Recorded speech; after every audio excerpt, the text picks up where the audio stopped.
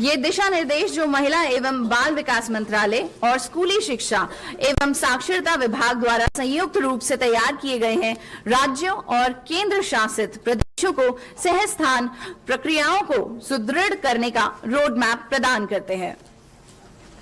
और अब मैं विनम्र निवेदन करती हूं माननीय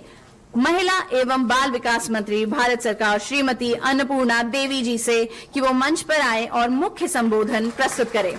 करतल ध्वनि से मैम का स्वागत कीजिए।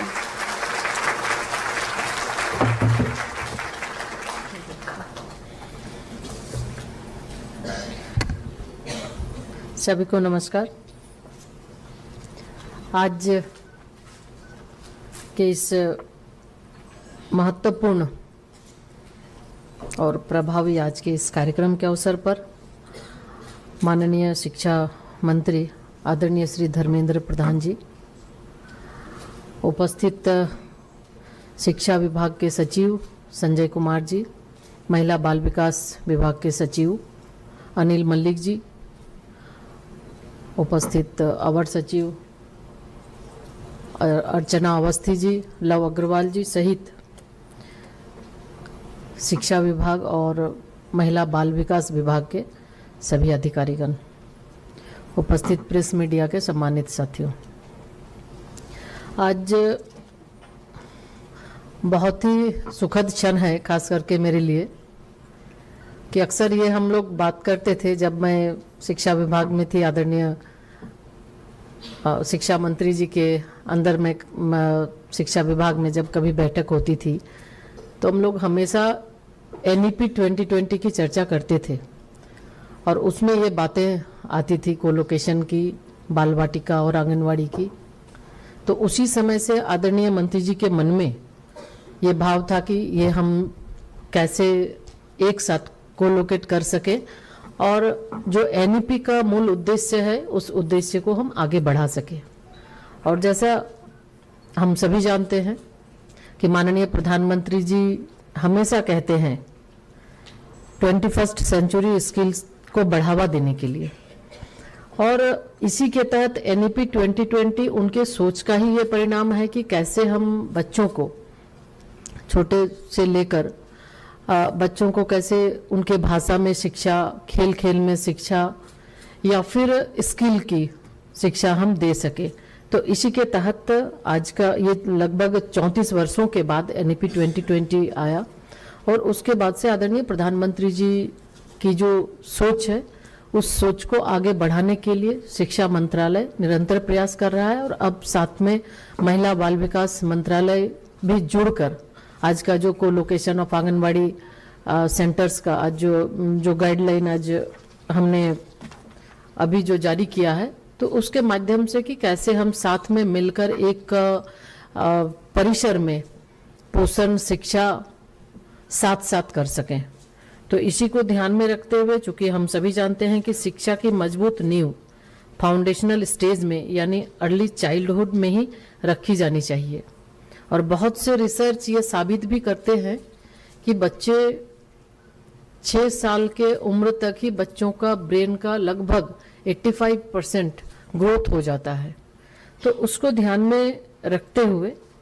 शुरुआती 6 वर्षों में ही हमारी ये सोच है कि NEP 2020 में early childhood care and education पर विशेष बल दिया जाए और इसी उद्देश्य के साथ बच्चों के मानसिक विकास के सबसे महत्वपूर्ण वर्षों में उन्हें सही पोषण और सीखने का वातावरण देना और खेल खेल में शिक्षा को बढ़ावा देना, इसी का यही प्रमुख उद्देश्य है। और जब एक बच्चा विद्यालय में प्रवेश करता है तो वह केवल अक्षर ज्ञान ही नहीं पाता, वह जीवन के मूल्यों, स्वास्थ्य की समझ और सामाजिक चेतना से भी परिचित होता है। अभी कई ऐसे देश जिनका जो सर्वे है उसके आधार पर, जैसे फिनलैंड, स्वीडन, कनाडा, ऑस्ट्रेलिया सहित कई ऐसे देश हैं जिन्होंने ECCU को सार्वजनिक सेवा के रूप में अपनाया गया है। और यूनिसेफ के SDG 4 का भी एक लक्ष्य कि गुणवत्तापूर्ण प्री प्राइमरी एजुकेशन तथा यूनिवर्सल एक्सेस सुनिश्चित करना है। साथियों, इसे हासिल करने के लिए कई देशों ने ईसीसी को प्राथमिकता भी दी और भारत भी अब इस दिशा में एक ठोस कदम उठा रहा है और इसी का ये परिणाम है कि को लोकेशन ऑफ आंगनवाड़ी सेंटर्स। तो इसके माध्यम से बहुत ही आदरणीय शिक्षा मंत्री जी का काफी इसमें धर्मेंद्र प्रधान जी का गाइडलाइंस जैसे ही इस विभाग में मैं आई, लगातार उनका ये प्रयास हुआ और कई बार उन्होंने ये कहा कि कैसे हम लोग इसको कोलोकेशन कर सकते हैं, कैसे इस पर आगे गाइडलाइन, एक जॉइंट गाइडलाइन बनाने की आवश्यकता है और उनके मार्गदर्शन में ये काम संभव हो पाया। और निश्चित रूप से ये हमें पूरा विश्वास है कि जिस तरह से उनका मार्गदर्शन गाइडेंस मिलता रहा है कि आगे ये जो एक गाइडलाइन हम लोगों ने अभी जारी किया है बहुत ही अच्छे ढंग से ये आगे भी कार्य करता रहेगा। साथियों, इससे भारत भी इस दिशा में अब ठोस कदम बढ़ा रहा है जिसके लिए हमें एक मजबूत और मल्टी डायमेंशनल इंस्टीट्यूशनल फ्रेमवर्क तैयार करना है जिसमें स्वतंत्र आंगनवाड़ी, विद्यालयों के साथ को-लोकेटेड आंगनवाड़ी और प्री प्राइमरी सेक्शन और इंडिपेंडेंट प्री स्कूल शामिल हो। और इस संकल्प को आगे बढ़ाने का सबसे व्यवहारिक और दूरदर्शी तरीका है कि आंगनवाड़ी और प्राथमिक विद्यालयों का को-लोकेशन करना। आज हमारे पास लगभग 14,02,000 से ज्यादा आंगनवाड़ी केंद्र है और 9,16,000 प्राइमरी स्कूल्स हैं, जिनमें से लगभग 2,90,000 आंगनवाड़ी केंद्र पहले से ही को-लोकेटेड हैं। और यह आंकड़ा हमारी सामूहिक शक्ति को ही नहीं दर्शाता बल्कि करोड़ों परिवारों की उम्मीद और विश्वास का भी प्रतीक है। और अब इसको गति देने के लिए हमें समान नियम और ऑपरेशनल क्लियरिटी सुनिश्चित करनी होगी। इसलिए आज हम यहाँ आंगनवाड़ी केंद्रों की को लोकेशन के लिए दिशा निर्देश प्रस्तुत किए और ये पहल स्वास्थ्य, शिक्षा और संस्कारों का संगम है। आंगनवाड़ी का आंगन और विद्यालय का प्रांगण मिलकर बच्चों के लिए एक चाइल्ड फ्रेंडली कैंपस बनाते हैं जहां हर बच्चे को सुरक्षा, ज्ञान और पोषण का समुचित वातावरण प्राप्त होगा। साथियों, इन दिशा निर्देशों ने आज जो दिशा निर्देश हमने जारी किया है, इस दिशा निर्देशों ने मुख्यतः 3 लक्ष्य इसमें रखा है कि पहला लक्ष्य है हर इनरोल्ड बच्चा आंगनवाड़ी से सहजता के साथ स्कूल में यानी कक्षा 1 में प्रवेश पा सके। दूसरा लक्ष्य आंगनवाड़ी और प्राथमिक विद्यालय के बीच में अच्छी कोऑर्डिनेशन हो जिससे बच्चों को किताबों के साथ साथ जॉयफुल लर्निंग और प्ले बेस्ड एक्टिविटीज से उनका होलिस्टिक डेवलपमेंट हो सके। और तीसरा लक्ष्य प्राथमिक स्तर पर एफएलएन के मजबूत आधार के साथ हर बच्चा बिना रुके उच्चतर कक्षाओं तक पहुंचकर सफलता का नया आकाश छू सके। और साथियों, जैसा आदरणीय प्रधानमंत्री जी हमेशा वुमेन लेड डेवलपमेंट की बात करते हैं, क्योंकि जो विकसित भारत का लक्ष्य माननीय प्रधानमंत्री जी का है, तो ये महिलाओं के नेतृत्व में विकास और महिलाओं की भागीदारी भी, इसमें वर्कफोर्स में महिलाओं की भागीदारी बहुत ही अहम भूमिका निभाती है। तो अभी जैसे हमने अभी एक फिल्म के माध्यम से भी हमने देखा कि जो बहनें जो बता रही हैं, तो उसमें कामकाजी महिलाएं जो एसएचजी से जुड़ी महिलाएं हैं, अपने बच्चों की देखभाल और दैनिक काम के लिए उन्हें कहीं ना कहीं अपने जो काम है उसका सेक्रीफाइस करना पड़ता है, उसको विवश हो जाती हैं काम छोड़ने के लिए कि बच्चों का देखभाल करे या फिर वो काम करने जाए। तो इसी स्थिति को देखते हुए कि उनका आजीविका भी ना छूटे और बेहतर ढंग से वो काम भी कर सके, तो आंगनवाड़ी सेंटर जो कोलोकेटेड है, आंगनवाड़ी सेंटर के साथ साथ कई क्रेजेस भी चल रहे हैं जिसके माध्यम से कि अब हमारी जो कामकाजी महिलाएं हैं उनके लिए ये सुविधा हो सके और बिना आजीविका छोड़े वो काम कर सके, ताकि देश के अंदर जो एक लक्ष्य है माननीय प्रधानमंत्री जी का, उसमें व्यक्तिगत रूप से उनके विकास में बाधा ना हो और देश की प्रोडक्टिविटी को भी नुकसान न पहुंचे, तो इसको भी ध्यान में रखा गया है। और अब एक इंटीग्रेटेड हम लोग जो बच्चों को पोषण, शिक्षा और स्वास्थ्य एक ही स्थान पर मिल सके, इसके लिए भी महिलाएं निश्चिंत होकर अपने कार्यस्थल पर पूरे आत्मविश्वास के साथ योगदान दे सके, इस पर महिलाओं को सशक्त बनाने के लिए भी ये एक योजना तैयार की गई है। और साथ ही साथ हम सभी जानते हैं कि बच्चों का पहला शिक्षक माँ ही होती है,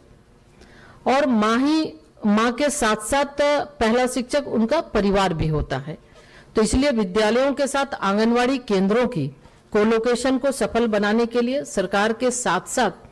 हम ये आग्रह करेंगे अभिभावकों को भी, माता पिता को भी, उनका भी सहयोग और समुदाय का सहयोग बहुत ही जरूरी है, बहुत ही अपेक्षित है। और लगातार इस तरह के कार्यक्रम को, जहां समुदाय आधारित कार्यक्रम को जिस तरह हम लोग देखते हैं कि माननीय प्रधानमंत्री जी के द्वारा भी आह्वान किया जाता है और आह्वान एक जन आंदोलन का रूप ले लेता है, तो निश्चित तौर पे आज एक के बाद एक, चाहे शिक्षा की बात करें, स्वास्थ्य की बात करें, स्वच्छता की बात करें, तो निश्चित तौर पर इसको भी समुदाय आधारित, समुदायों का इसमें भागीदारी बहुत ही अहम हो जाती है और तभी हम इसको और बेहतर आगे बढ़ा सकते हैं। और साथ ही साथ एक छत के नीचे होने से हमारे बच्चे भी बहुत ही अच्छे ढंग से, जब आंगनवाड़ी केंद्र में आएंगे तो आंगनवाड़ी केंद्र के बाद उन्हें जब विद्यालय जाना होगा तो बिना किसी हिचक वो अच्छे से वो विद्यालय में भी जा सकते हैं और उसी तरह से उनका होलिस्टिक डेवलपमेंट भी होगा। और माननीय प्रधानमंत्री जी के आह्वान को पूरा करते हुए हम बच्चों को खुली उड़ान देने के लिए एक नया मंच भी तैयार करने जा रहे हैं, जिसमें हर माँ की ममता, हर बच्चे की मुस्कान और हर शिक्षक की प्रेरणा शामिल है। साथियों, आइए हम सब मिलकर जो विकसित भारत का लक्ष्य माननीय प्रधानमंत्री जी का है, उस लक्ष्य के नींव को मजबूत करें। और जैसा मैंने पहले ही हमने कहा कि बच्चों का 85% ब्रेन डेवलपमेंट छोटे उनके 6 वर्ष के आयु में ही होता है, तो ये आवश्यक है कि जिस तरह से महिला बाल विकास विभाग जब प्रेग्नेंट होती हैं लेडी, उस समय से लेके हम उनके पोषण का सही ध्यान रखते हैं, ताकि हमारे बच्चे जो विकसित भारत के निर्माण में, नवनिर्माण में उनकी अहम भूमिका होगी, ताकि बच्चे स्वस्थ बच्चे जन्म ले और उसके बाद उन्हें अच्छी शिक्षा मिल सके और अच्छे तरीके से उनका सही ढंग से देखरेख हो सके। तो इसके लिए महिला बाल विकास विभाग निरंतर प्रयास कर रही है। और साथ ही साथ अभी ये कोलोकेशन होने के बाद, आज के बाद से निश्चित तौर पे हम जहां अमृतकाल की पीढ़ी का हर बच्चा सुपोषित और ज्ञान संपन्न हो, हम अपने समर्पण और सशक्त क्रियान्वयन से इस लक्ष्य की प्राप्ति के लिए प्रतिबद्ध हैं। और भारत सरकार और सभी अन्य राज्य की सरकारें भी इसमें मिलकर,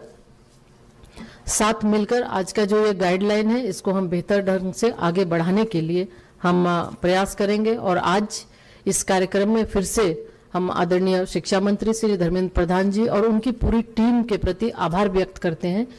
कि आपके कुशल मार्गदर्शन में आज ये संभव हो पाया और लगातार ये आगे बढ़ेगा। और निश्चित रूप से आज जो भी इस कार्यक्रम में हमारे आंगनवाड़ी की वर्कर हैं, हेल्पर हैं, या फिर अन्य शिक्षा विभाग के सभी अधिकारी, सभी का हम अलग अलग स्टेक होल्डर हैं, हम उनके प्रति आभार व्यक्त करते हैं। और साथ ही साथ इसको आगे बढ़ाने के लिए आप भी अपनी अहम भूमिका निभाएं और माननीय प्रधानमंत्री जी के 2047 के विकसित भारत के लक्ष्य को पूरा करने के लिए, उनके संकल्प को सिद्धि तक पहुंचाने के लिए अहम भूमिका दें। बहुत बहुत धन्यवाद।